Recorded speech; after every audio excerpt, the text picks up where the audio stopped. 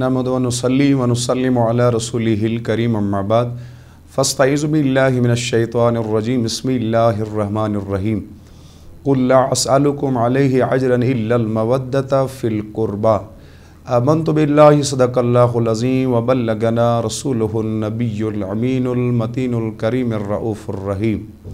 सामीन व नाज़रीन अस्सलामु अलैकुम व रहमतुल्लाहि तआला व बरकातुहू।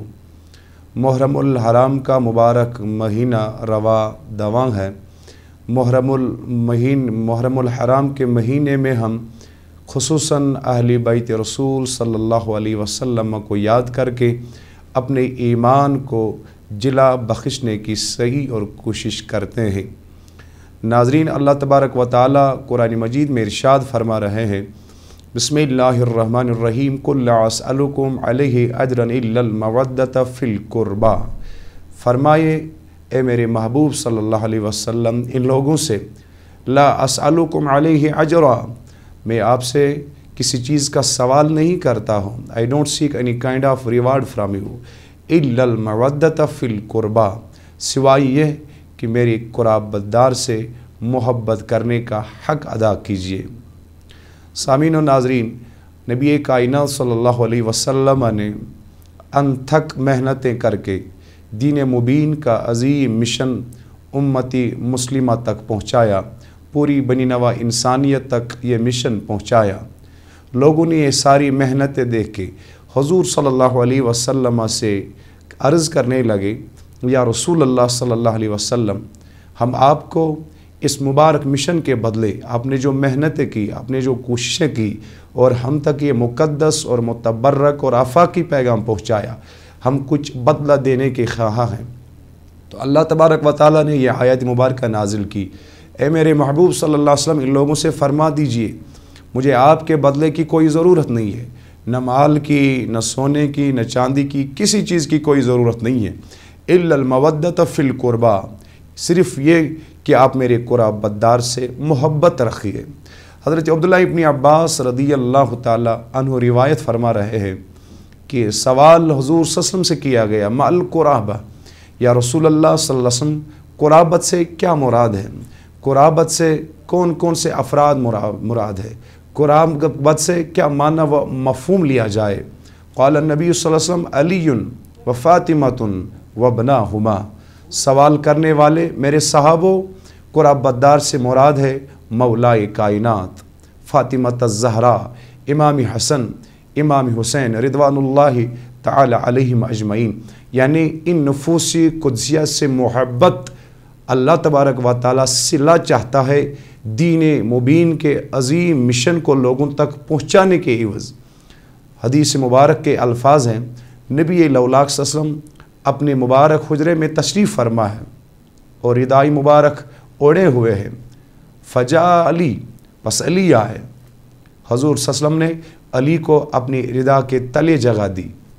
कुछ लम्हात के बाद फ़ातिमा दाखिल हो जाती है और उसे भी हुज़ूर सल्लल्लाहु अलैहि वसल्लम अपनी मुबारक रिदा के सामने जगह अता फरमा रहे हैं। फ़जा हसन, फ़जा हुसैन, फिर हसन आए और हुसैन आए और उन्हें भी आका सल्लल्लाहु अलैहि वसल्लम रिदाई मुबारक के तले जगह अता फरमा रहे हैं। जब ये 5 नफूस कुदसिया इस मुबारक चादर के तले हुए तो आका करीम सल्लल्लाहु अलैहि वसल्लम ने अपने दस्त मुबारक को उठा के दुआ मांगा, अल्लाहुम्मा हाउलाई अहल बैती, ए मेरे मौला यही मेरे अहल बैत है, बस मैं इनसे मोहब्बत रखता हूँ और आप भी इनसे मोहब्बत फरमाइए। बस मैं इनसे मोहब्बत और मवद्दत रखता हूँ, मौला आप भी इनसे मोहब्बत फरमा दीजिए।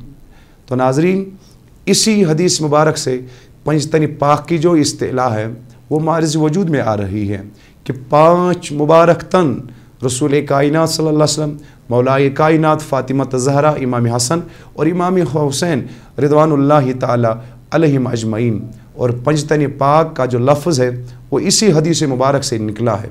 तो मेरे नबी सल्लल्लाहु अलैहि वसल्लम ने इसी तरफ इशारा करके अहले बैत फरमा के दुआ भी मांगा और फिर आगे मेरे आका सल्लल्लाहु अलैहि वसल्लम इरशाद फरमा रहे हैं, मसलो अहले बैती का सिर्फ सफ़ीनत नूहिन, मेरे इन अहले बैत की मिसाल हज़रत नूह अलैहिस्सलातु वस्सलाम के नाव की तरह کشتی کی طرح ہے، من رکب فیہا نجا، پس جو اس میں داخل ہو گیا وہ کامیاب ہو گیا، ومن تخلف عنہا غرق، جو اس سے باز رہا اور اس اہل بیت کی اس ناؤ کشتی میں وہ نہیں اترے، سوار نہیں ہوئے، تو میرے نبی اکرم صلی اللہ علیہ وسلم کے مبارک الفاظ ہے، وہ غرق ہو گیا، وہ گمراہ ہو گیا، وہ دین سے دور ہو گیا، وہ اللہ کی رضا رسول رحمت صلی اللہ علیہ وسلم کی اتباع سے دور ہو گیا۔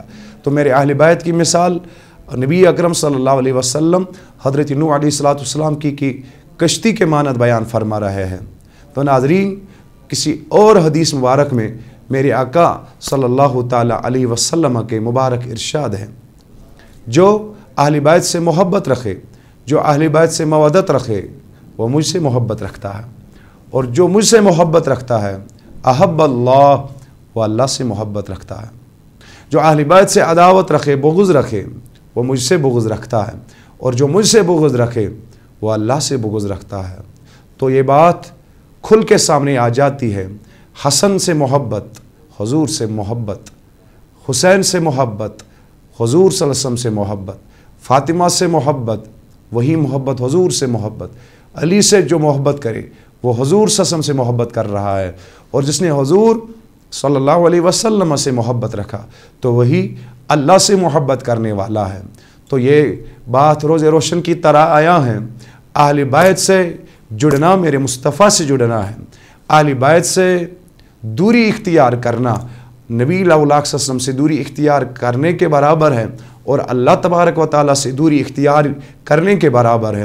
تو جسے تلاش ہو، جسے تمنا ہو کہ مجھے میرا مولا راضی ہو جائے، مجھے میرا مصطفیٰ راضی ہو جائے، تو میرے نبی نے فرمایا ہے، تو مثل اہل بیتی کا سفینۃ نوح، تو اسے چاہیے کہ اپنا تعلق اہل بیت سے مضبوط رکھے، تو اسے چاہے کہ اپنا تعلق اہل بیت اعظام سے نزدیک تر کرے، اسے چاہیے کہ اپنا تعلق اہل بیت رسول سے جوڑے۔ جو اہل بیت کا نہیں، جو اہل بیت کا نہیں وہ میرے نبی کا نہیں، اور جو میرے نبی کا نہیں وہ میرے مولا کا نہیں۔ دوسرے الفاظ ہے حدیث مبارک کے، میرے آقا صلی اللہ علیہ وسلم نے فرمایا، جو میرے اہل بیت سے جنگ کی حالت میں ہو وہ مجھ سے جنگ میں ہے، اور جو مجھ سے جنگ میں ہے اس سے اللہ تبارک و تعالی جنگ کے حال میں ہے، جنگ کی حالت میں ہے۔ تو اہل بیت سے بغض رکھنا براہ راست اللہ سے بغض رکھنے کے برابر ہے، اہل بیت سے محبت اور مودت رکھنا براہ راست اللہ تبارک و تعالی سے محبت رکھنے کے برابر ہے۔ اللہ تبارک و تعالیٰ کا یہی فرمان عالی شان ہے، جو اہل بیت سے محبت رکھے، قُلْ لَا أَسْأَلُكُمْ عَلَيْهِ أَجْرًا إِلَّا الْمَوَدَّةَ فِي الْقُرْبَى، فرمائیے یا رسول اللہ صلی اللہ علیہ وسلم ان لوگوں سے کہ اگر آپ بدلہ دینا چاہتے ہو جو کچھ میں نے محنت کی، میں نے کوششیں کی آپ تک دین مبین کو پہنچانے میں، میں نے تکالیف برداشت کیے، میں نے ظلم و ستم کے پہاڑ برداشت کیے، ان پہ میں صابر رہا، ان پہ میں شاکر رہا، مجھے آپ کا کوئی بدلہ نہیں چاہیے، الا المودۃ فی القربى، صرف میرے قرابت سے محبت، علی، فاطمہ، حسن، حسین سے محبت۔ تو ناظرین، یہ سب سے بڑا بدلہ جو کار نبوت میرے آقا صلی اللہ علیہ وسلم کے مبارک شانوں پہ اللہ نے رکھ لیا، تو اس کا بدلہ تو قرآن فرما رہا ہے، اہل بیت سے محبت، علی سے محبت، فاطمہ سے محبت، حسن سے محبت، حسین سے محبت۔ تو فضیلت اہل بیت کتنی اعلیٰ ہے۔ یہ وہ مبارک نفوس قدسیہ ہے جن کی شان کے بارے میں آیت تطہیر اللہ تبارک و تعالی نے نازل کی، انما یرید اللہ لیذھب عنکم الرجس اہل البیت ویطہرکم تطہیرا۔ اللہ تبارک و تعالی تو یہی چاہتے ہیں کہ اہل بیت سے ہر قسم کی لغزش، ناپاکی دور کریں۔ تو اہل بیت کو اللہ تبارک و تعالی نے تطہیر فرما کے انہیں نفوس قدسیہ کو اس مبارک مقام سے نوازا کہ ان کی صفائی، ان کی تطہیر کے متعلق تو اللہ تبارک و تعالی نے قرآن مجید میں آیت ہی نازل کی ہے۔ یہ اہل بیت کا مقام ہے، یہ اہل بیت کی شان ہے، یہ اہل بیت کا مقام رفعت ہے، مقام عظمت ہے، جو خود قرآن مجید میں اللہ تبارک و تعالی بیان فرما رہے ہیں، تو احادیثوں کے احادیث بھرے پڑے ہیں جن میں میرے آقا صلی اللہ تعالی علیہ وسلم نے اہل بیت کی عظمت بیان فرمائی ہے، تو اہل بیت کی شان بیان فرمائی ہے۔ تو آقا کریم صلی اللہ علیہ وسلم حجۃ الوداع سے واپس آ رہے ہیں، خم کے مقام پہ، غدیر خم کے مقام پہ میرے آقا صلی اللہ علیہ وسلم نے خطبہ بیان فرما دیا۔ تو بہت سارے پند و نصائح بیان کر کے میرے آقا صلی اللہ علیہ وسلم فرما رہے من کنت مولا فہذا علی مولا، ہر کوئی سن لے جس کا میں مولا ہوں وہ سنے، آج کے بعد اس کا مولا علی بھی ہے۔ ساقی شاہ حیدر کر یاد علی علی، فرزند حضرت سرور کر یاد علی علی، کعبس طواف کران زامد چو لبیک پران، فرزند حضرت سرور آمد چو از گوہر کر یاد علی علی۔ تو یہ علی کی عظمت ہے، علی کی ولایت کا اعلان غدیر خم کے موقع پہ میرے نبی الاولاق صلی اللہ علیہ وسلم بیان فرما رہے ہیں۔ تو کوئی بھی انسان ولایت کے مقام کو اس وقت تک حاصل نہیں کر سکتا ہے جب تک کہ وہ علی کی ولایت کو تسلیم نہ کرے، تو اب جب تک کہ وہ علی کا غلام نہ بنے۔ تو فاطمہ کا کیا کہنا، فاطمہ رضی اللہ تعالیٰ عنہ کے متعلق احادیثوں کے احادیث بھرے پڑے ہیں۔ آقا کریم صلی اللہ علیہ وسلم ان کے مبارک ماتھے کو چومتے اور کہتے فاطمہ تم بدعۃ منی، فاطمہ میرے جسم کا ایک ٹکڑا ہے، فاطمہ میرے جسم کا ایک ٹکڑا ہے، جو اس سے محبت رکھے اس نے مجھ سے ہی محبت رکھ لیا۔ جب آقا کریم صلی اللہ علیہ وسلم سفر پہ روانہ ہوتے تو پہلے فاطمہ سے رخصت طلب کرتے، اس کے ماں مبارک ماتھے کو چومتے۔ جب واپس آتے تھے، چاہے غزوے میں جانا ہو، کسی اور دعوتی پروگرام میں جانا ہو، تو واپسی پہ سب سے پہلے فاطمہ سے ملاقات کرتے اور فاطمہ کو چومتے، اور کبھی کبھی میرے محمد صلی اللہ علیہ وسلم میرے آقا بیان فرماتے تھے فدا کا ابی و امی یا فاطمہ، اے فاطمہ میرے ماں باپ آپ قربان ہو۔ یہ فاطمہ کی عظمت ہے، یہ فاطمہ کی شان ہے، یہ فاطمہ کا مقام ہے۔ تو حسن حسین کے متعلق ترمذی کا مبارک حدیث سے آقا کریم صلی اللہ تعالی علیہ وسلم نے فرمایا الحسن والحسین منی، حسن اور حسین مجھ سے ہیں، وانا من الحسین، اور میں حسن اور حسین سے ہوں، یعنی میری وجہ سے فاطمہ اور فاطمہ کی وجہ سے حسن اور حسین۔ اور آگے میرے آقا صلی اللہ علیہ وسلم مبارک ارشاد فرما رہے ہیں وَأَنَا مِنَ الْحَسَنِ وَالْحُسَيْنِ، اور میں حسن اور حسین سے ہوں، یعنی حسین علیہ السلام کی ظاہری عمر مبارک 56 سال تھی، 56 سال تک میرے حسین علیہ السلام حضور صلی اللہ علیہ وسلم سے تھے۔ کیوں؟ حضور صلی اللہ علیہ وسلم کے وہ بدولت سے ہی فاطمہ اور فاطمہ کے مبارک بطن سے ہی حضرت حسین پیدا ہو گئے۔ لیکن جب واقعہ کربلا بپا ہوا اور دینی اسلام کے بقا کے لیے، عظمت کے لیے، شان کے لیے حسین نے اپنے پورے گھر کو لٹا دیا، قربان کیا، تو تب سے جا کر وَأَنَا مِنَ الْحُسَيْنِ، میں حسین سے ہوں، یعنی دین حسین سے ہے، دین کی بقا، دین کی سلامتی حسین سے ہے۔ اسی لیے حضور صلی اللہ علیہ وسلم نے فرمایا من احب حسین والحسن فقد احبنی، جنہوں نے ان کے ساتھ محبت رکھا اسی نے مجھ سے محبت رکھا۔ تو دین کی بقا حسین علیہ السلام کی شہادت میں مضمر ہے، دین کی بقا حسین علیہ السلام کے اس مبارک مقام میں مضمر ہے جو مقام واقع کربلا میں حسین علیہ السلام نے ثابت کر کے دکھایا، جس کے متعلق کسی نے کیا خوب فرما دیا ہے اسلام زندہ ہوتا ہے ہر کربلا کے بعد۔ اسلام کی وہ بقا، اسلام کو نئے سرے سے اجاگر کرنا، وہ تقویت عطا کرنا، وہ اس واقعے کے سبب سے ہے جو کربلا کے تپتے ریگستان میں حسین علیہ السلام نے ان پرلڑ قربانی پیش کی۔ ناظرین، حسین علیہ السلام کی عظمت کا کیا کہنا اور شان کیا کہنا۔ میرے حضور صلی اللہ علیہ وسلم اپنے سجدے کو لمبا فرما رہے ہیں اس وجہ سے کہ کہیں حسین گر نہ پائے، اگرچہ 70 مرتبہ 72 مرتبہ بھی سبحان ربی الاعلیٰ کہنا پڑے، لیکن حضور صلی اللہ علیہ وسلم کبھی یہ گوارہ نہیں کرتے کہ میں سجدے سے اپنے سر مبارک کو اٹھاؤں اور حسین گر جائے۔ جب میرے آقا صلی اللہ علیہ وسلم مسجد نبوی میں بیان فرما رہے ہوتے تو کبھی کبھار حسن آتا، حسین آتا رضوان اللہ تعالی علیہ مجمعین، تو میرے آقا صلی اللہ علیہ وسلم منبر پاک سے تشریف لاتے اور بڑی آسانی سے حسن اور حسین کو پکڑتے اور اپنی مبارک سینے مبارک سے لگاتے. تو پھر فرماتے، اللہ تبارک و تعالی نے قرآن میں فرمایا وَاعْلَمُوا أَنَّمَا أَمْوَالَكُمْ وَأَوْلَادُكُمْ فِتْنَةٌ، یقیناً مال اور اولاد میں تمہارے لیے آزمائش ہے. یہ محبت کا عالم تھا، یہ مودت کا عالم تھا، یہ اس مقام تعلق، مقام مودت، مقام محبت کا عالم تھا کہ میرے آقا صلی اللہ علیہ وسلم مبارک منبر سے نیچے تشریف لا کے ان کو اپنی مبارک سینے سے لگاتے تھے. یہ اہل بیت کی عظمت کا عالم ہے، یہ اہل بیت کی شان کا عالم ہے. کسی اور حدیث مبارک میں میرے آقا صلی اللہ علیہ وسلم نے ارشاد فرما دیا، اللہ اکبر، من مات علی حب آل محمد مات شہیدہ، جو اہل بیت کی محبت میں مرا وہ عام موت نہیں مرا بلکہ وہ شہید مرا. ومن مات علی بغض آل محمد مات کافرا، اور جو اہل بیت کے بغض میں مرا، جس کا موت اہل بیت کے بغض میں واقعہ ہوا، وہ کافر، وہ منکر مرا.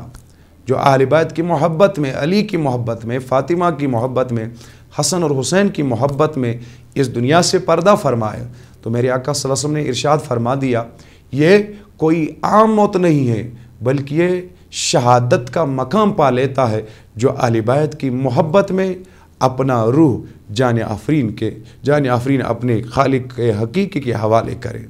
تو ناظرین، آج محرم حرام کا مقدس اور متبرک مہینہ رواں اور دواں ہے.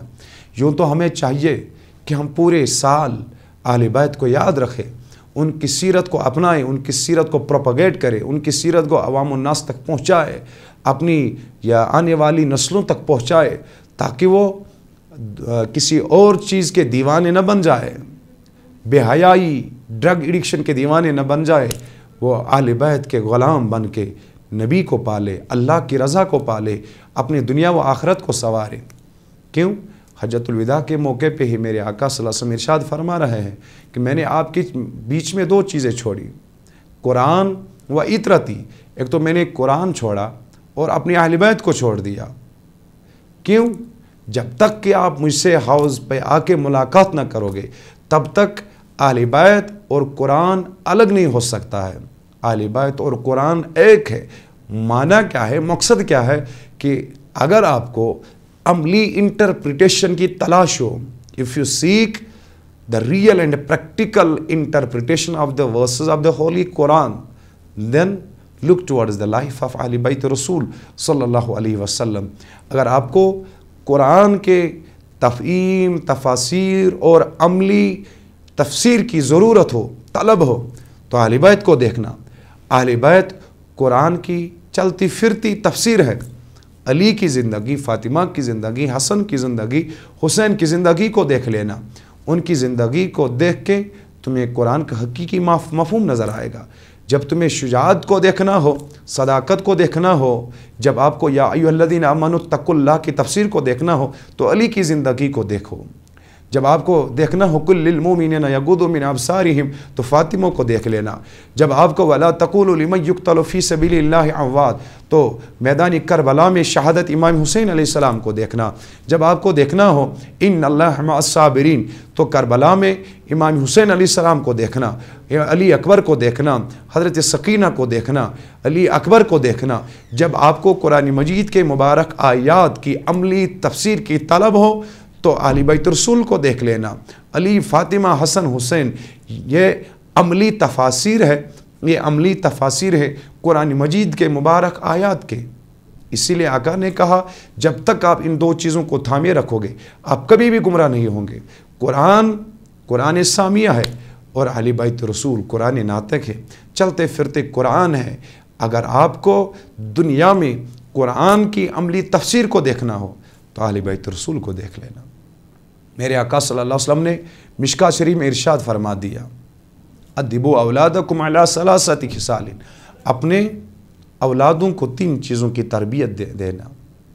آقا سب سے پہلے ہم انہیں کیا دیں تو فرمایا حب نبیکم، سب سے پہلے انہیں میرا محبت دینا. انہیں میرا محبت دینا، مغز قرآن، جان ایمان، روح دین، ہست حب رحمت للعالمین۔ محمد کی غلامی دین حق کی شرط اول ہے، ہو اسی میں اگر خامی تو سب کچھ نامکمل ہے۔ سب سے پہلے انہیں میری محبت کا عظیم تحفہ دینا، اس کے بعد وہ حب اہل بیتی، اہل بیت کا محبت انہیں دینا، انہیں سکھانا، انہیں انٹروڈکشن دینا، تعارف دینا، علی کا، فاطمہ کا، حسن کا، حسین کا، اہل بیت کا تعارف انہیں دینا۔ اہل بیت کے محبت کا جو عظیم تحفہ ہے، جو لا بدل، جس کا کوئی بدل نہیں ہے، جو انپرل تحفہ ہے، وہ انہیں دینا۔ اور تیسرا وقراءۃ القرآن، اور قرآن مجید کی تعلیم انہیں دینا۔ اگر اہل بیت کا محبت ان کے دلوں میں انکلکیٹ کرنے میں، وہ شوق، وہ جذبہ، وہ محبت ان کے دلوں میں پیدا کرنے میں آپ کامیاب ہو گئے، آپ نے اپنی آنے والی نسل کو راہ راستے پہ لایا، اور آپ کامیاب ہو گئے اپنی آنے والی نسل کو کامیاب کرنے میں۔ ناظرین، شان اہل بیت، عظمت اہل بیت قرآن گواہ ہے، احادیث مبارک گواہ ہے، ائمہ کرام نے اپنی مبارک زندگیوں میں عملی میدانوں میں کیسا محبت دکھایا، کیسا مودت دکھایا۔ لیکن ساتھ ہی ساتھ ہمیں چاہیے، یہ ہماری ایمان کا جزو لا ینفک ہے، کہ ہمارے دلوں میں بھی اہل بیت کی عظمت کا اعتراف ہو، ہم مانیں و تسلیم کریں دل و جان سے، قلوب و اذہان سے، کیونکہ یہی ایمان ہے۔ اور ساتھ ہی ساتھ ہم ان کی مبارک زندگیوں کو، ان کی سیرت کو اپنی زندگیوں میں آزمائیں، اپنائیں، اپنی زندگیوں میں، اپنی زندگیوں کا حصہ بنائیں۔ اور اس دور میں، جس دور میں ہمیں بے راہ روی، گمراہی، اللہ تبارک و تعالیٰ کی نافرمانی ہر سو نظر آ رہی ہے، تو آج ہمیں چاہیے اس محرم الحرام کے مہینے میں ہم پکا ارادہ، مصمم ارادہ کریں کہ ہم جہاں آج خراج عقیدت اپنے محبت کا جو طریقہ ہے وہ اہل بیت کے دربار میں مختلف طریقوں سے پیش کر رہے ہیں، وہیں پر ہم آج ایک قصد ارادہ، قصد مصمم کریں کہ ہم اہل بیت کی تعلیمات کو اپنی زندگیوں میں اپنائیں گے۔ اللہ تبارک و تعالی ہمارے حال پہ رحم و کرم کا معاملہ فرمائے۔ وآخر دعوانا ان الحمد للہ رب العالمین۔